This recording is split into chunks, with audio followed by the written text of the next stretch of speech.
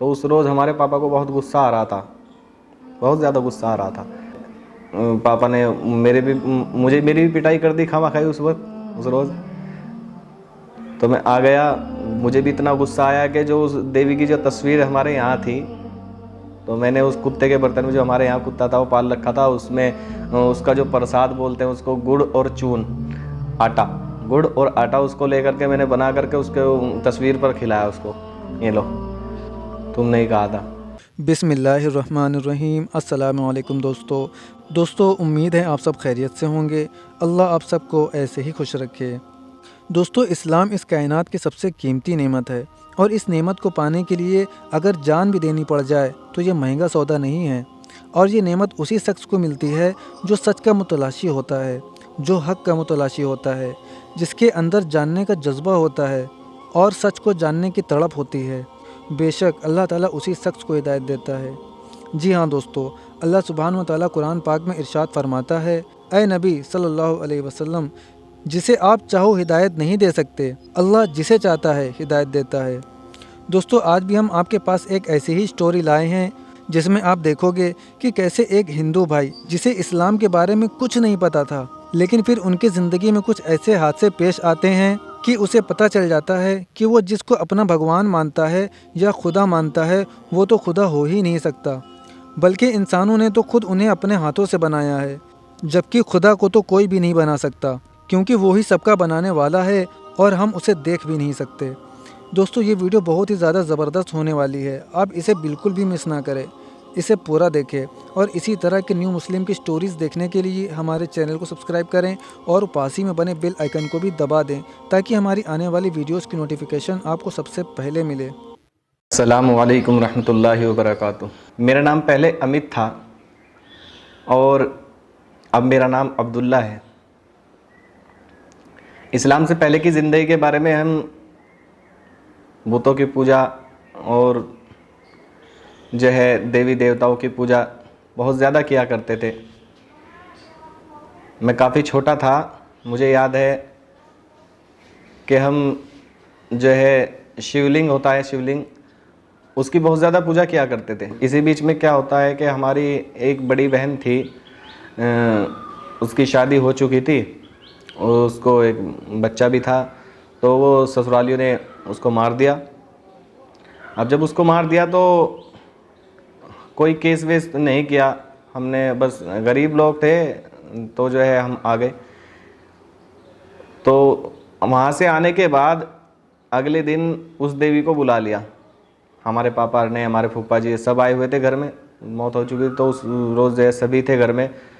अब जब उस देवी को बुला लिया तो उस देवी ने सारी बात बताई कि उसके साथ ये क्या करते थे, ये क्या करते थे। तो मैं पीछे बैठा था, मैं सोचने लगा कि जब उसके साथ इतना सब कुछ हुआ करता था तो इस देवी ने पहले आकर क्यों नहीं बताया, ताकि पहले से कुछ जो है तैयारी करते, पहले से चौकस हो जाते।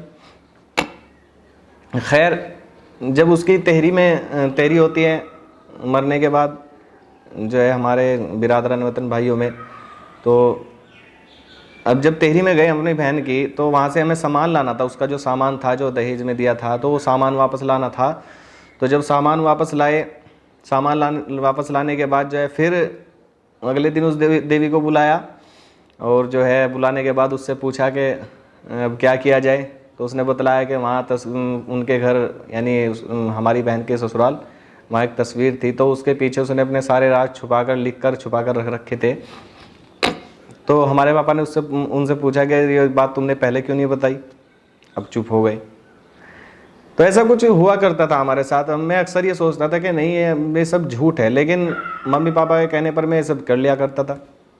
बाज़ मरतबा शौक़ भी बहुत ज़्यादा लगा करता था कि मैं इस चीज़ को पूजूँ, उस चीज़ को करूँ, यहाँ से मेरी जो है हर चीज़ पूरी हो जाएगी, वहाँ से हर चीज़ पूरी हो जाएगी, लेकिन ऐसा कुछ कभी नहीं हुआ मेरे साथ। मैं अक्सर जो है देखा करता। तो जो हमारा घर था वो मुसलमानों के मोहल्ले में घर था, हमारा मुसलमानों के बीच में हमारा घर था, पूरा परिवार, पूरा कुनबा हमारा मुसलमानों के महल्ले में था। तो हम अक्सर देखा करते थे कि मुसलमान अपने एक अल्लाह को मानते हैं। तो हम मुसलमानों को देख करके सोचा करते थे कि इनकी ज़िंदगी में कितनी खुशहाली है, अपने एक अल्लाह से मांगते हैं, हम इतने सारे भगवानों को पूजते हैं लेकिन फिर भी हमारी ज़िंदगी में खुशहाली नहीं है। तो हमारे परिवार में ही, ताऊ चाचाओं में ही एक लड़ाई हुई और उस लड़ाई में बहुत ज़्यादा इतनी शिद्दत हो गई थी कि हमारे पापा, हमारी मम्मी, भाई बहन को, सबको हमारे ख़ानदान वालों ने बहुत मारा था। उसमें हमारी जो जान बचाई हमारी मोहल्ले के मुसलमानों ने बचाई।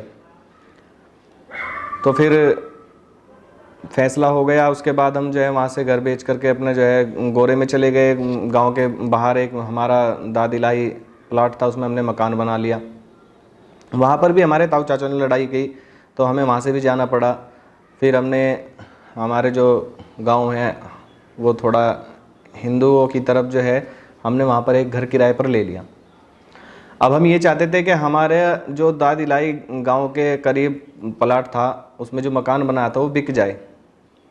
तो अक्सर हम उस देवी, जो देवी थी हमारे घर में, जो हमारी बहन के सिर आया करती थी, तो उसे हम कहा करते थे।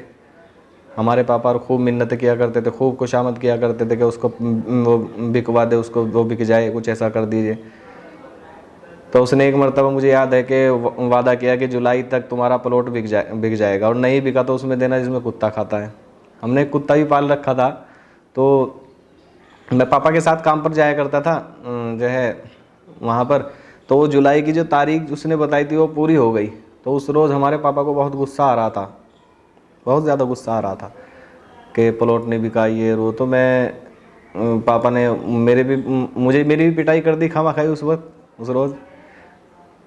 तो मैं आ गया, मुझे भी इतना गुस्सा आया कि जो उस देवी की जो तस्वीर हमारे यहाँ थी, तो मैंने उस कुत्ते के बर्तन में, जो हमारे यहाँ कुत्ता था वो पाल रखा था, उसमें उसका जो प्रसाद बोलते हैं उसको, गुड़ और चून, आटा, गुड़ और आटा, उसको लेकर के मैंने बना करके उसके तस्वीर पर खिलाया उसको, ये लो तुमने ही कहा था।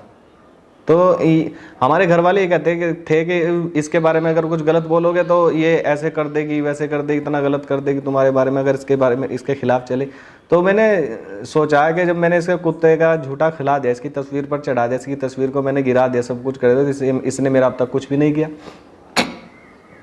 खैर, तो उस वक्त जो है मुझे एहसास हुआ कि कुछ ना कुछ तो गलत ज़रूर हो रहा है हमारे साथ।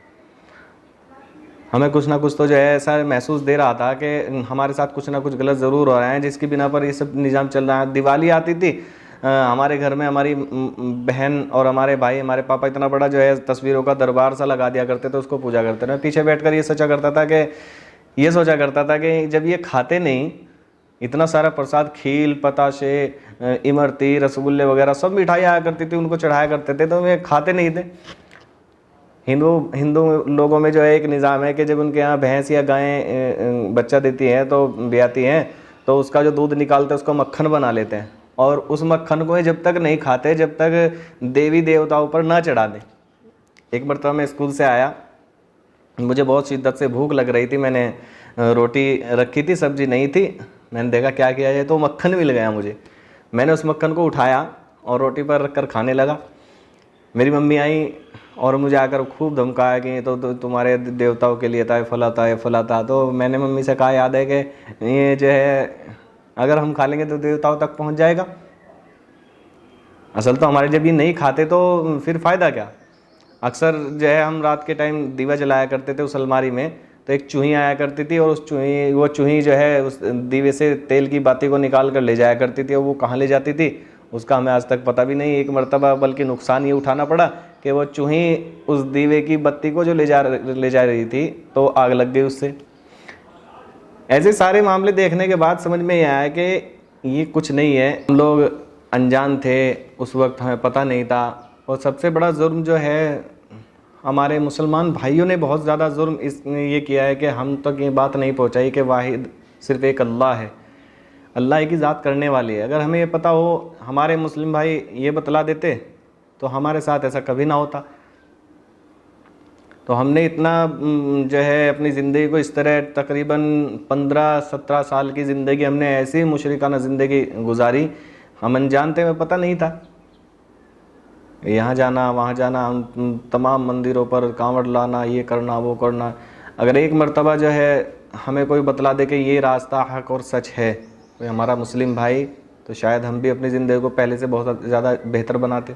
इतनी हमारी ये ज़िंदगी गुजरी 15 साल की, मेरी 17 साल की, उसमें मैं मानता हूँ कि मैंने जुर्म नहीं किया, बल्कि हमारे जो मुसलमान भाई हैं उन्होंने बहुत बड़ा जुर्म किया है हमारे साथ कि हमें हक बात और हक रास्ता नहीं दिखाया।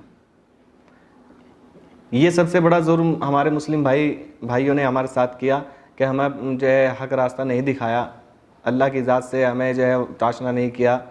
एक मुसलमानों के मोहल्ले में था, तो मुसलमानों के महल्ले में अक्सर मस्जिदों में जुमेरात के रोज़ मगरिब के बाद नात और नज़म पढ़ी जाती हैं, तो हमारे गांव में भी ऐसा हुआ करता था अक्सर।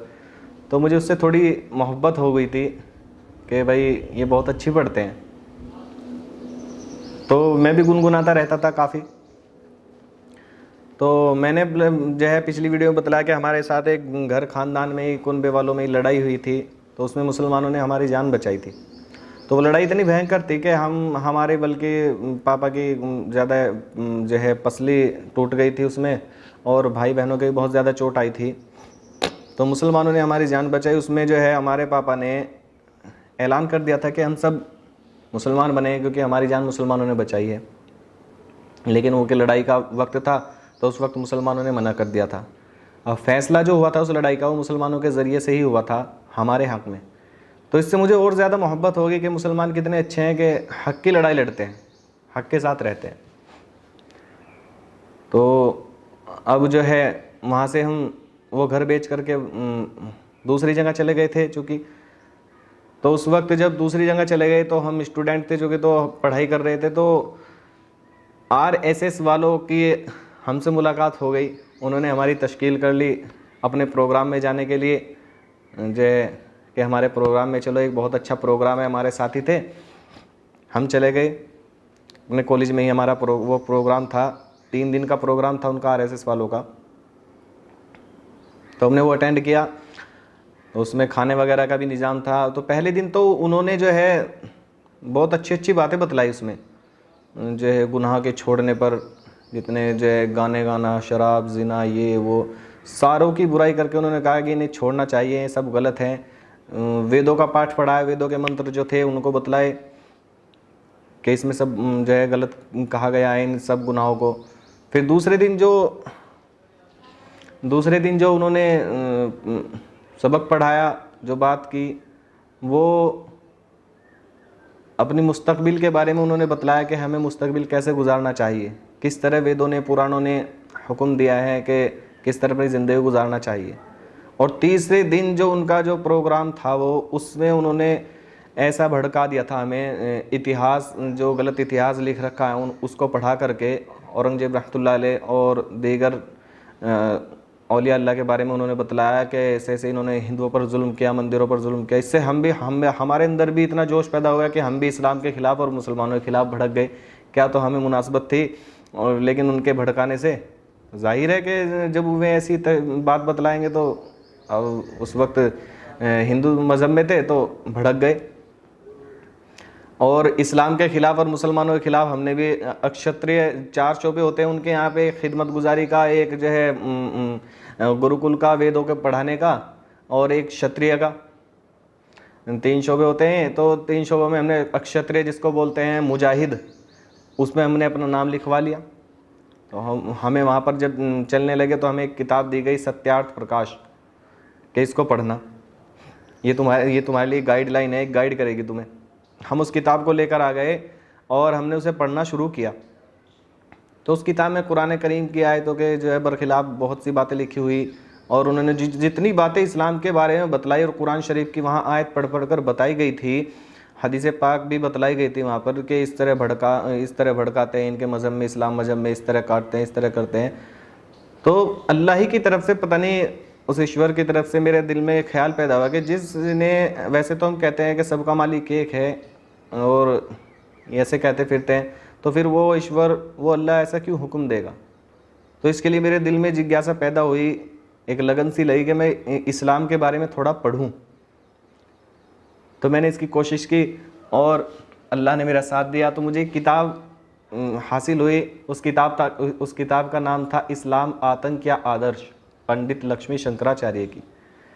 उस किताब को मैंने पढ़ा तो वो जो 26 आयतें जो जिहाद के बारे में, किताल के बारे में जो है आई हैं और हदीस मुबारक भी, उसके बारे में पंडित लक्ष्मी शंकराचार्य जी ने उसमें वजाहत के साथ सारी बातें बतलाई। जब उस किताब को मैंने पढ़ा तो मेरा दिमाग खुल गया, मेरा दिल खुल गया कि वाकई ये तो एक बहुत बड़े धोखे में जाने वाले थे हम। तो मैंने वहाँ जाना छोड़ दिया, उन RSS वालों के यहाँ, आर्य समाज वालों के यहाँ जाना छोड़ दिया। हालांकि उन्होंने बहुत कोशिश की, मुझे बुलाया करते थे कि भाई आओ चलो ये, उन्होंने, लेकिन मैंने छोड़ दिया था। मैं बहाना करता था कि मेरे माँ बाप ने मुझे मना किया इस काम करने से। अब ऐसा हुआ कि हम अपने मुसलमान भाइयों के यहीं काम किया करता था मैं। तो उस वक्त 2014 का दंगा शुरू हुआ, 2013 का दंगा शुरू हुआ नवंबर में, मुजफ्फरनगर दंगा। तो अब चूँकि मैं मुसलमानों के यहाँ काम किया करता था तो हिंदू लोग भी डरे हुए थे कि कहीं मुसलमान कोई नुकसान ना पहुँचा दे, और मुसलमान भी डरे हुए थे। और मैं काम करने जाया करता था मुसलमानों के यहाँ। मेरे मम्मी पापा कहा करते थे भाई चौकस जाना, लेकिन मैं वहाँ जाकर देखा करता था कि वे मुसलमान भाई हमारे मुझे खुद ये कहा करते थे कि भाई हम तुझे तुम्हारे घर तक महफूज छोड़ कर आएंगे, हिफाजत करेंगे तुम्हारी, तुम घबराना मत, हमारा इस्लाम इस चीज़ की इजाज़त नहीं देता। तो उससे बहुत ज़्यादा इबरत मुझे हासिल हुई। और ये हुआ कि मुझे चूँकि नाते पाक का और नजम का शौक़, जो मैंने पिछली वीडियो में बतलाया, उसका बहुत शौक़ था।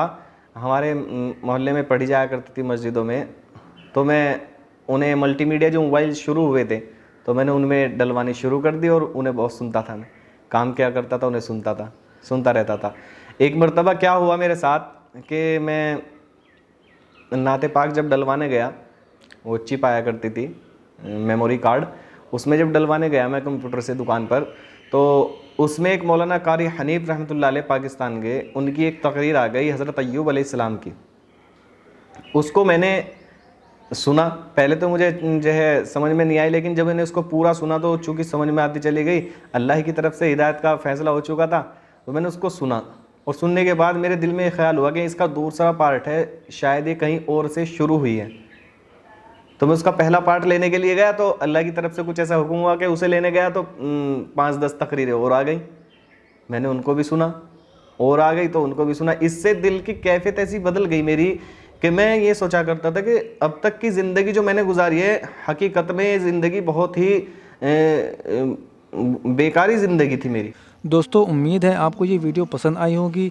वीडियो पसंद आए तो वीडियो को लाइक करें और ज़्यादा से ज़्यादा शेयर करें। अब मिलते हैं आपसे अगली वीडियो में, तब तक के लिए अपना बहुत सारा ख्याल रखें। अस्सलामु अलैकुम वरहमतुल्लाहि वबरकातुहू।